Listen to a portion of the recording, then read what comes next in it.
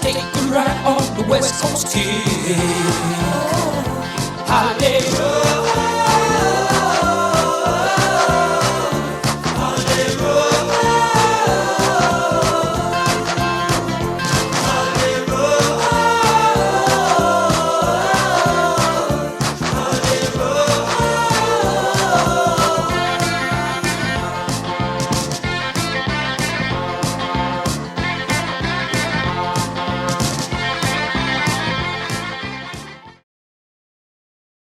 And here we are back in Lincoln City, Oregon. I swear this traffic never gets any better. Alright, so we just got gas here at Space Age. And I said, well, let's get some propane while we're here. And the 12-year-old working it couldn't figure out how to hook the propane up to my propane tank. So we're going to the Chevron down the road that apparently will also sell propane. And we're going to hopefully fill our propane from there. Why are we getting propane? I don't want to run out of propane while we're driving. I filled the propane tank in 2017. And we don't use a lot of propane, but I'm noticing the pressure, a lot of ambulances today. I'm noticing that the pressure of the propane, sometimes the hot water heater is blowing out. I turn it on and now it's blowing out. So I figured the pressure is what we're dealing with. Nice guy letting me in. So I figured, well, let's fill it up and let's get the pressure of it's supposed to have. And that's what we're doing. We're headed to Chevron. Cool. And then, apparently their propane's cheaper than this place anyway. Here's the Chevron we need to go to. Here it is. Yeah, it's wow, it's 20 cents cheaper. Yay! We just left the Chevron and the guy couldn't get it to take propane. He got it hooked up just fine, but it wouldn't take to get propane. So I'm gonna have to take it to an RV place that specializes in this kind of thing. Woo. And have them put propane in it, because apparently this thing is so damn old, they don't quite know what the hell they're doing. But we're almost at our camping area, Wapatiti, which if you watch this channel, you know is one of our favorite places. Except they have crappy Wi-Fi. They say they have Wi-Fi, but they don't have Wi-Fi. Other than the crappy internet, Wapiti is one of our favorite places to stay. You get plenty of space for your money, and you have a lot to do in the area.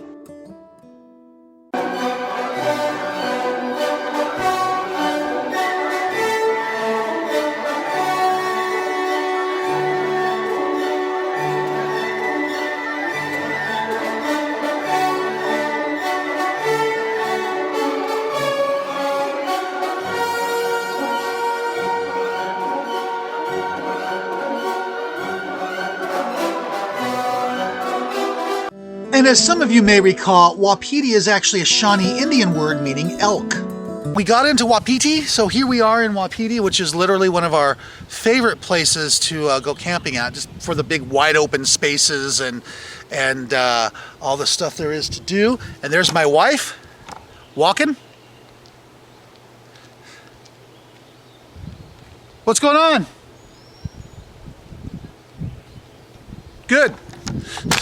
We pulled into Wapiti yesterday, and we were literally so tired once we got everything all set up and out and about that we just went and grabbed a bite to eat and we went straight to bed. Today we're going to look around for some national forest land, see if there's anything good.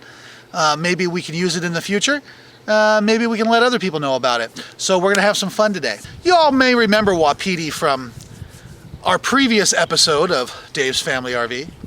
We're here in Lincoln City, Oregon, which is sort of a go-to destination for us. We're going to be here for a couple more nights. What we're going to do after that, we don't know. We're just going to see where the wind takes us.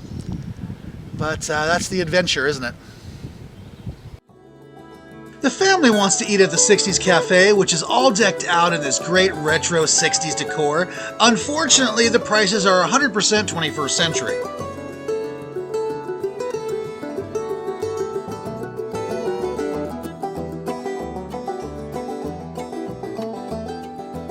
We went down to the beach, which was fun between wind gusts. I don't care to be on the sand when the wind is blowing across my feet, so we didn't stay too long, just long enough to say we went down to the beach. It was obviously busy down there as people were trying to get out of their houses in this pandemic environment.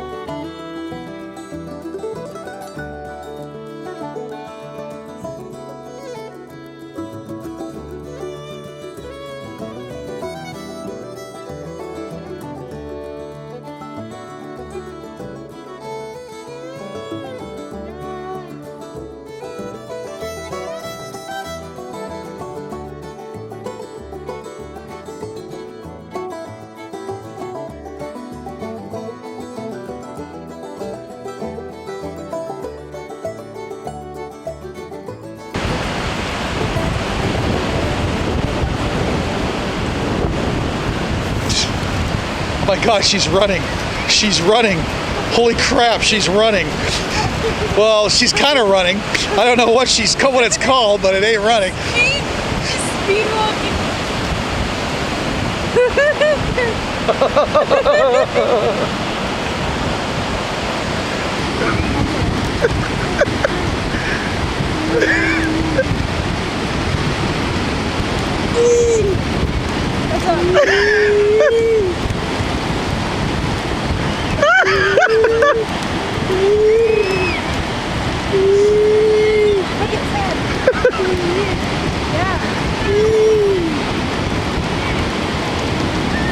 What a dork.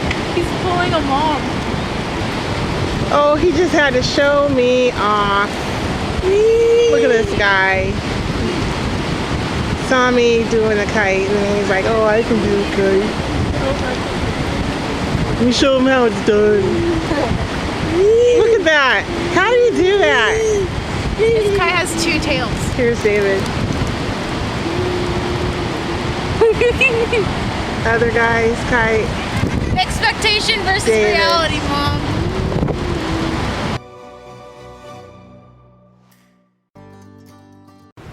So we had fun in Lincoln City, but because I've already recorded a bunch with our last episode, I went ahead and just didn't bring the video recorder on everywhere we went.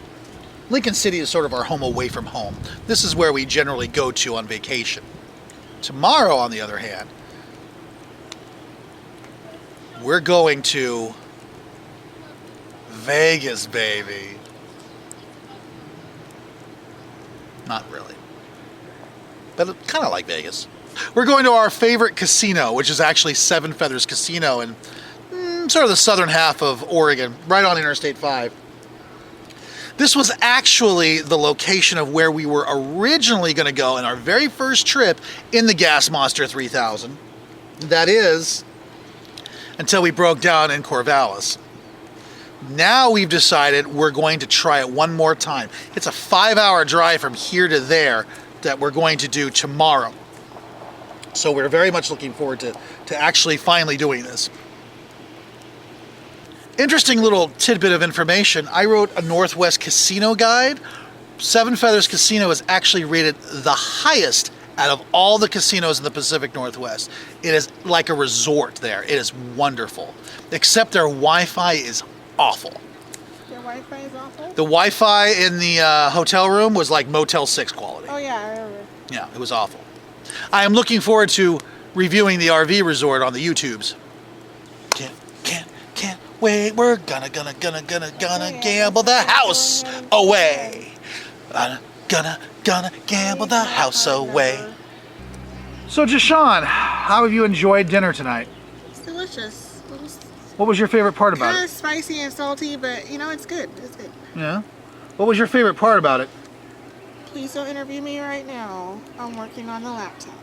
What would you have done differently on the paella if you had a choice? I would have used a seafood broth or stock. Correct. Yeah, I didn't have any. Yeah, that would have made all the difference. You could just get a package of the seasoning to go inside of, and dump it in the water, and boom, you have seafood broth. You mean like a bouillon cube? Sort of like that, but not the same. Now, I could have used chicken stock. It probably would have improved it simply because, you know, it's flavoring. But I was just sort of making do with what we had. You did great, honey. I did do great. It was delicious. It's and it was delicious. Fun to watch the neighbors, you know, Gawk at my prowess. wish they could have it. It was cute. Dude, the neighbors walked by. I'm like, what is that? I want some. Oh, yeah, it was wonderful. $63 per night. We've never paid that before. That's insane. I love it here at the beach, so, I mean, I'm drawn to the ocean. So, this is going to be a new adventure, and I love new adventure, and we just weren't ready to go home yet. But this is our last hurrah.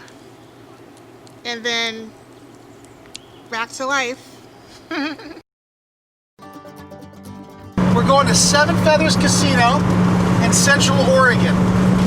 Now, the cool thing about this place, well, I should say, the cool thing about the drive, unfortunately it's 4.5 hours away, and that's a lot of gas. The cool thing is we got all this beautiful scenery to our right, because the GPS is sending us literally down Highway 101, which runs the entire way of the entire coastline of Oregon. No, don't. So, what's awesome is we're gonna have some great scenery shots. What sucks is it's 4.5 hours long. So right now we are just leaving Lincoln City, and we're gonna stop in Newport, probably grab a bite to eat. Probably about an hour. But we're gonna have some great views all the way down there. And I look forward to watching you listen to music on your iPod. But Seven Feathers Casino is literally a casino on one side of the freeway. On the other side of the freeway is an RV park.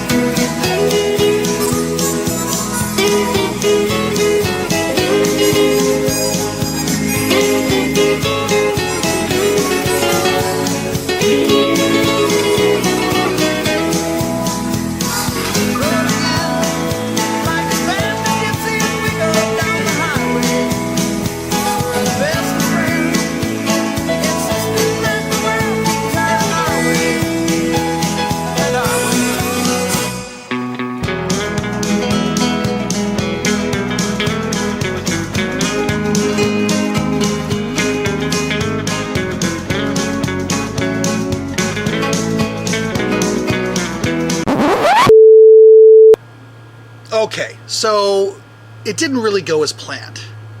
What actually happened is we got there, and unfortunately, I totally spaced out and didn't bring my camera with me. I literally parked my RV, got out, and went to go speak with the lady at the counter. Well, the lady at the counter met me and wouldn't let us stay there. She decided that we weren't apparently her kind of people. The exact language she used was, "You don't meet our requirements." Unfortunately, I don't have this on videotape, so we're going to recreate this just for you. I hope you enjoy this. And now another thrilling episode of Dave Theater. Oh wow, what a beautiful establishment you have here. It is an honor and a privilege to be sitting here at Seven Feathers RV Resort as we take our vacation. My family and I spend so much time reading to poor orphan children and feeding homeless that we wanted to have a vacation right here. Oh, I don't think so. Oh, I don't think that you are fit for our kind of company. Excuse me, what? You and everyone go. Shush, shush. Yeah, are you telling me that because you don't like what things look like, that you don't want us here? We don't want no working class people to be on our properties. Well, how super classy of you, huh? That's just really great business practice. Thank you for leaving without us calling the police. Okay, I'm out of here, bye. Now, what's your name so I can cancel your reservation? Yeah, it's and oh, well, I never. And scene. Thank you. Thank you. Thank you. Thank you. Thank you. Thank you. Okay, so that's a grand exaggeration. It didn't really happen that way, so. But it was actually kind of close. We actually pulled out of our, we got out of the RV, Rose and I both got there, and she looked me square in the eye and she went, "Oh, I'm afraid you don't meet the requirements to be here." She looked me in the eye and actually said that. So, really? So what she was trying to say was that our RV isn't actually good enough. I'm hoping that's what she said. And it wasn't because, you know, of something else. Regardless of which, I'm thinking that what they had there is what we call class discrimination. What they're actually looking at is someone who doesn't want to pull out a loan for $250,000 to purchase a brand new Class A RV to actually camp there. So let's go through these things one by one. Number one, they already had our money. You see, we didn't put a deposit down. We didn't do this, we didn't do that. We paid for the full 2 days up front. Here, have our money. You can have it. Why wouldn't they let us stay there? Even if they say they didn't like our RV, even if they say there was some minimum requirements, this, that, this, why would they not allow us to stay there? I run a business with my wife. That's a limousine right there. We run a business called baldguylimo.com. And it's considered bad business to just turn money away. That's just stupid. They turned away our money. Like I said, look, we have a 1986 Mobile Traveler. It's not exactly what you call brand new, but I'm not stupid enough to go get a loan for $300,000 and actually get myself into so much debt that I'm to buy a Class A. Why? Only stupid people are dumb enough to actually spend that kind of money on an RV, and by the time it's all done, they're going to be paying a lot more than that $300,000, let me tell you. So they already had our money, but still ended up turning us away. The second thing is they call themselves a resort, but they're not an actual resort. Resorts have swimming pools, saunas, spas, and all this and all that. You know what they have? They have a bus that takes you to the casino across the freeway. All right, so understand this. They don't have any of the amenities. They have a bus you got to sit and wait 20 minutes for to take you 10 minutes across the way to take you to the swimming pool and the sauna and all this and all that. They don't really have anything but a parking lot filled with extremely overpriced RVs. They are not a resort. Now, there was a lot of people when I first talked about this on Facebook, they turned to me and they said, well, you got a half-star RV at a 5-star resort. Look, you can say what you want about my RV, I don't care. It took us down all the way to Crescent City, California and back without any real problems. In fact, we're actually planning a trip right now to Nevada. So I'll put it up against your RV any day of the week. All right? Not an issue with me. But let's understand, there are no 5-star resorts in Oregon. There is not a one, not a single resort in Oregon as a 5-star resort. I know that as a fact. I spend my life in the transportation business. I know people who manage resorts. I know people who own resorts. And I can tell you, there are no 5-star resorts in Oregon. The other thing is that they were extremely rude. The first time we actually stayed there, we stayed in the hotel and they were just the nicest place in the world. This lady walks out, I'm afraid you don't meet the minimum requirements. So she looks at a Hispanic guy and a black woman and says that. What am I going to think? And you know what? This takes me back to number 4. And it's just what this does is this keeps working class people out. You know, I do own my own business. I do own my own transportation business, but I'm not loaded and I'm not stupid enough to go into massive amounts of debt just to buy an RV, to stay at a RV park, resort, whatever they want to call themselves. They're not a resort. And pay $65 a night. So I can get on a bus and drive 30 minutes, 20 minutes this way to sit in a swimming pool and maybe drive 20 minutes back. Doesn't make any real sense. Why would anyone spend $64 to actually park their RV someplace? I can go to a Motel 6 for $60. Before taxes. After taxes with the RV with 7 feathers, I'm paying $70 a night. At Motel 6, I'm paying $65. What is the point of this? They discriminated against us. Apparently she didn't like the way we looked. And they didn't want us going into their casino, apparently, because we didn't. We ended up going to an entirely different place. I was pissed. This is working class discrimination. Point 1. That's all it is. This is someone so snooty working at 7 feathers acting like, you know what?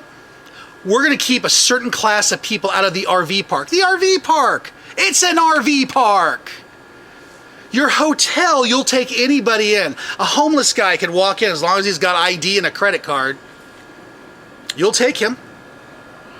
But you won't take a family who's going to go eat food, spend money at the casino, because you don't like the looks of them.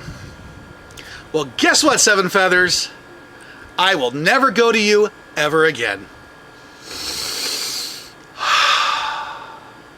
Thank God I'm on blood pressure pills, because I tell you, I'm reliving it all over right now.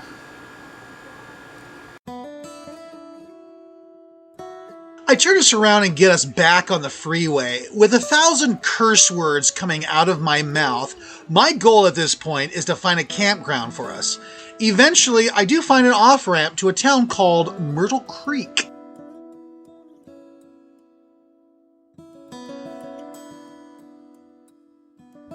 Myrtle Creek is a little town with a small population. When we went exploring, we found that local commerce is next to nothing. There are a few empty storefronts down the main drag, but hardly any foot traffic.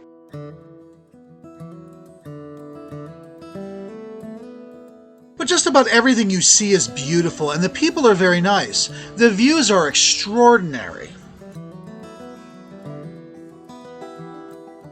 We cross the bridge and follow the signs. We end up stumbling upon a small RV park that is owned by the city.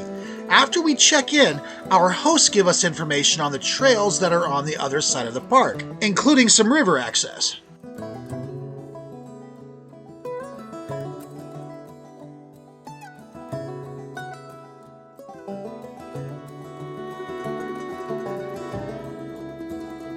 The sun is getting a bit low in the sky. It took us about 7 hours to get here from Lincoln City. At this point, I'm just happy that we found a place to camp for the next 2 nights. Everyone is tired and hungry and just want to get out of the car. And here we are in beautiful Myrtle Creek, Oregon. F you, Seven Feathers. F you hard. In the... Here's the deal. We got kicked out of Seven Feathers because they're a-holes. I can't wait to make my review of that. Alright, so I'll shut up about it. So we are now leaving the Myrtle Creek Park, which is very relaxing. I'll tell you what. I really think I'm going to dig it. We're not really exploring too much. We're just going to go out and grab a bite to eat, and we'll take it from there. We're going to be here for 2 nights. Tomorrow's the day we get to pan for gold, which means there's no gold over there, or somebody would have already picked up the mineral rights to it. But it'll be fun. Alright, so we take off our masks because we're at our table. So the rule in Oregon is if you're walking around, you got to have a mask on inside. The minute you get to your, the minute you get to your table, then you need to take the mask off. You can't take the mask off. If I get up to use the restroom, I got to put the mask back on. If I get up to leave, I got to put the mask back on. As long as I'm sitting my hairy little butt sitting right here in this chair, I'm good to go. So here we are at this family restaurant. We're not cool enough for Seven Feathers, but we're cool enough for LS Teca. Let that sink in. So we're here at LS Teca, and I inhaled my taco salad, and I'm very proud to say that I am extremely full. So I'm looking forward to going back to the RV and finishing off the donuts. What donuts, Jamie?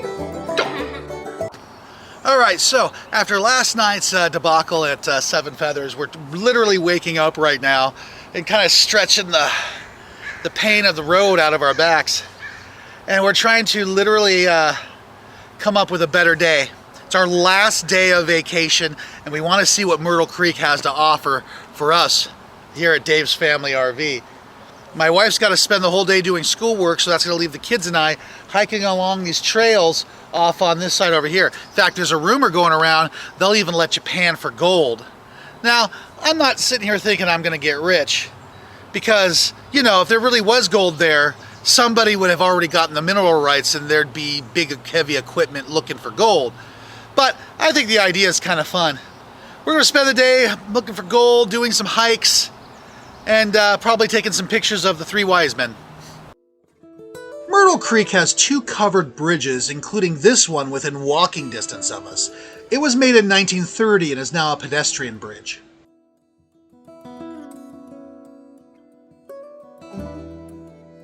The ceiling is adorned with names of all the sponsors who paid to restore it.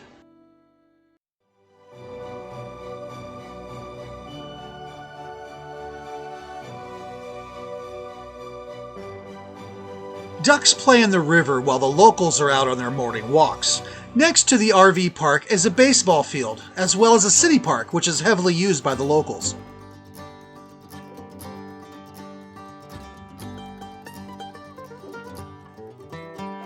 Jashawn has to spend the day doing some schoolwork. The kids and I decide to check out the trails that are right behind the RV park.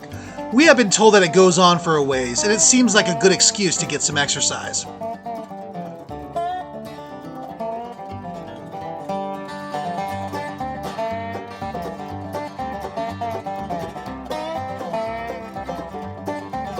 They were not joking. It was a fun walk and nice and cool next to the river. The river is low due to the heat, which makes it pretty easy to get into it. We did stick our feet in some of it to cool down. The trails were pretty heavily used by locals and eventually led to a field used by some to play something called frisbee golf. I don't know what it's about either, but it didn't look easy.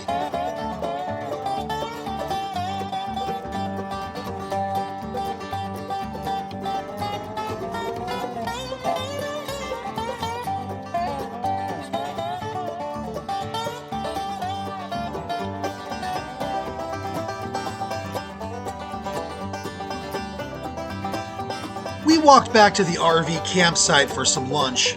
Eventually, we decided to get in the car and look around town. It was a Sunday and nothing, and I mean nothing, was open.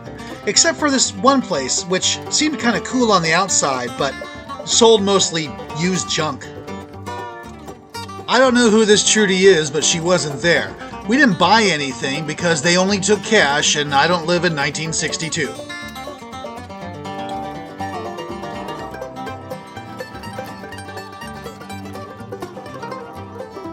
The city park was fun to go to, but not as much fun as beating my kids at WrestleMania, the board game.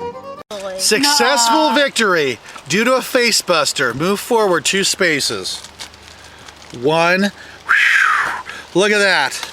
Almost stuck in Piper's pit. Lily is clearly cheating because she's ahead of all of us. Rose, the blue piece, is clearly cheating because she just moved ahead of me. My turn. I have the card that says, successful victory due to figure 4 leg lock, move forward 4 spaces. So I'm going to go 1, 2, 3, 4. So I finally am ahead of my daughter, Rose, who has been cheating this whole time. What the heck? Space. All right, try it again. Try it. I'm not shuffling off this. Move forward 4 spaces. God! 1, 2, 3, 4. No.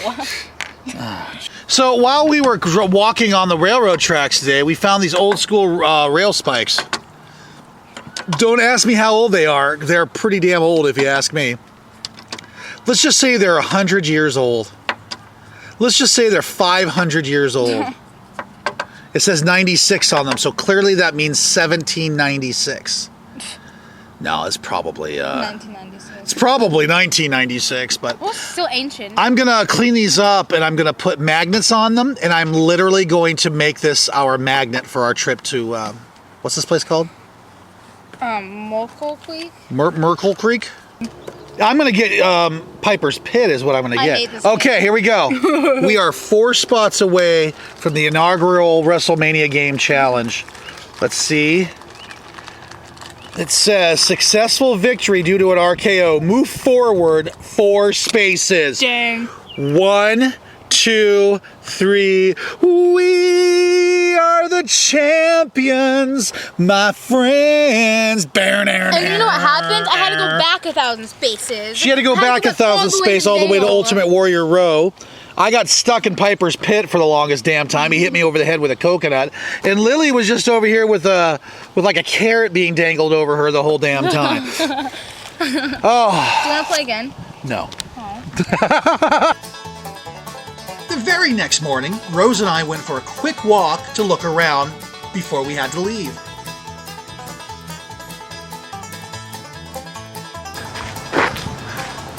Ooh, check it out. Hold on. Look what that sign says. Tobacco is free over here. No. We could get free cigarettes. That's not what it says. Yeah, it says that right here. It says no tobacco. No, it says tobacco is free. Tobacco free. Tobacco free! Tell me more, tell me more. Ooh la la, ooh la la, ba do do do do la la.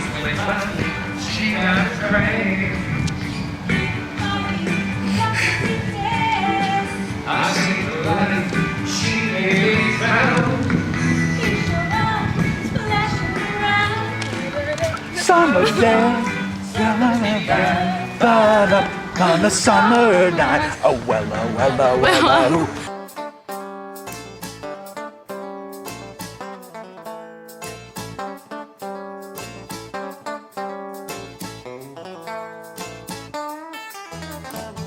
Well, the good times, they don't last forever, and neither did this trip. We pulled out of our space and hopped on the freeway with some fun memories in tow. Hoping next time will come soon.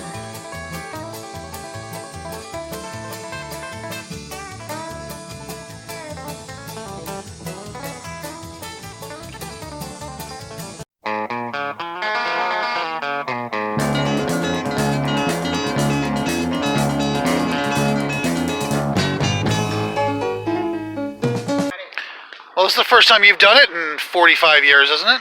And about maybe 30. You were about 15, so that was about 45 years ago.